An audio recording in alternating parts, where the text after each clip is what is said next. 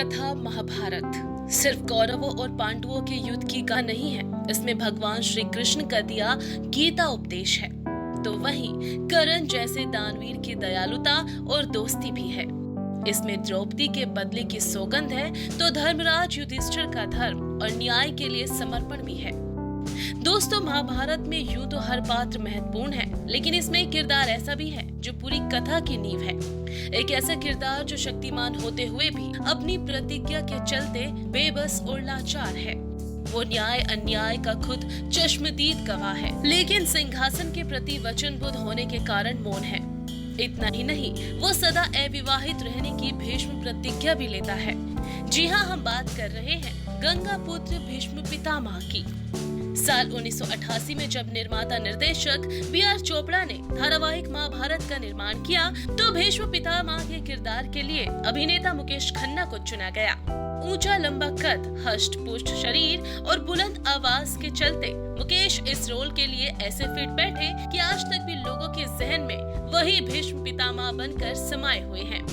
और तो और इस किरदार का मुकेश खन्ना की निजी जिंदगी पर इतना गहरा असर हुआ कि उन्होंने ताउम्र शादी ना करने की ही ठान ली थी।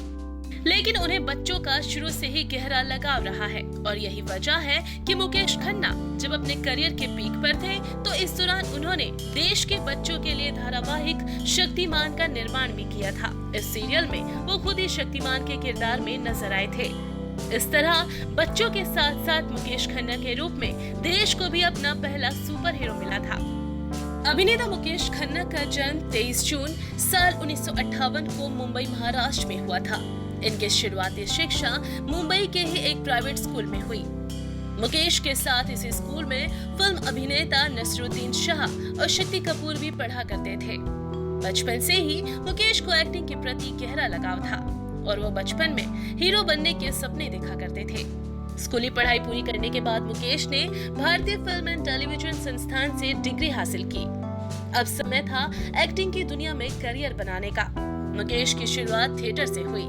इसी दौरान उन्हें बी.आर. चोपड़ा के विराट धारावाहिक महाभारत के शुरू होने का पता चला।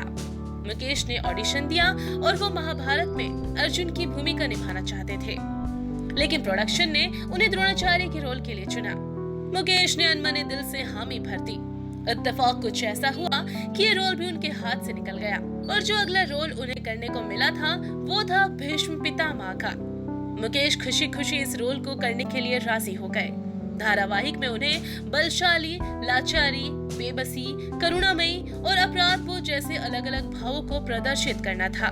मुकेश ने अपने दमदार अदाकारी से इस किरदार को ऐसा जिया कि भीष्म पितामह का पात्र पर्दे पर जीवंत हो गया। इसके बाद तो मुकेश खन्ना की ख्याति घर घर तक में होने लगी थी। इसी के साथ फिल्म इंडस्ट्री ने भी उन्हें हाथों हाथ लिया। साल 1981 में उनकी पहली फिल्म रूही रिलीज हुई। ये ज्यादा सफल तो नहीं हुई, लेकिन मुकेश खन्ना की एक्टिंग को सराहा गया। उन्हें लगातार फिल्मों के ऑफर मिलते रहे। इस दौरान मुकेश ने सौगंध, यलगार, सौदागर, तहलका, हिम्मत और बरसात जैसी फिल्मों में काम किया। ये सभी फिल्में सुपरहिट साबित हुई।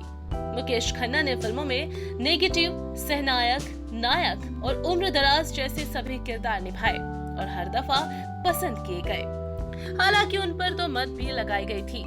वो अमिताभ बच्चन की कॉपी किया करते थे, लेकिन अपनी अलहदा अभिनय शैली से हर बार उन्होंने लोगों के इस भ्रम को तोड़कर दिखाया। मुकेश कभी फिल्मों में काम मांगने नहीं गए, बल्कि निर्माता उन्हें खुद साइन करने आते थे।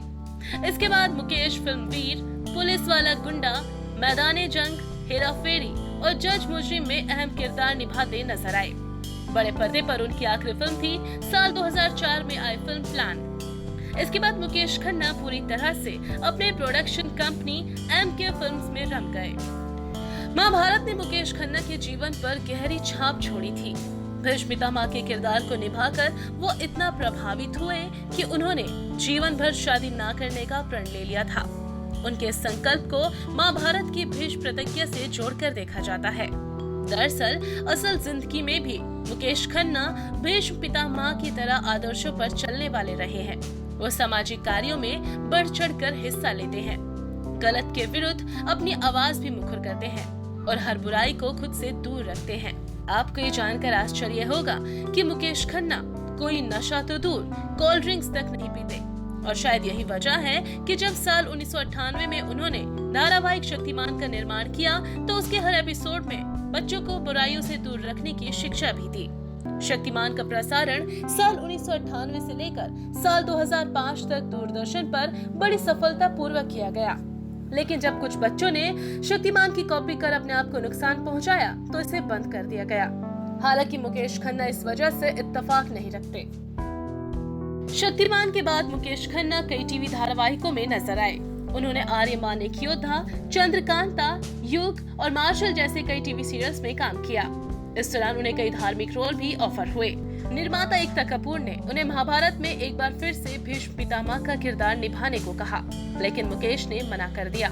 उनका मानना है कि पहले वाली महाभारत की कोई बराबरी नहीं कर सकता।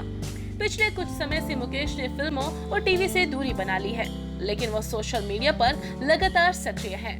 उनका अपना एक यूट्यूब चैनल है भीष्म इंटरनेशनल, जिसके माध्यम से वो अपने राजनीतिक एवं सामाजिक विचार बेबाक रूप से सबके सामने रखते आए हैं। हाल ही में उन्होंने अभिनेत्री सोनाक्षी सिन्हा के पौराणिक ज्ञान पर भी टीका टिप्पणी की थी। युवाओं में धार्मिक और संस्कृति के प्रति कम होती चेतना से वो थोड़े आहत भी नजर आते हैं। खैर, मुकेश एक बार फिर से साल 2020 में शक्तिमान को एनिमेशन सीरीज के रूप में वापस लेकर आए हैं। इसका प्रसारण जल्द ही उनके चैनल पर किया जाएगा। कुल मिलाकर देखा जाए तो मुकेश खन्ना का जीवन बेहद शानदार रहा है। उन्होंने हमेशा अपनी शर्तों पर काम किया। दर्शकों को उनके काम से कुछ सीख मिल सके, यही उनका उद्देश्य रहा। मुकेश खन्ना के निभाए भीष्म पितामह के किरदार ने जहां दर्शकों को बड़ों का सम्मान करना सिखाया, तो वहीं शक्तिमान के रूप में बच्चों को बुराइयों से दूर रहना सिखाया। वाकई मुकेश खन्ना का काम और व्यक्तित्व दोनों ही सराहनीय है।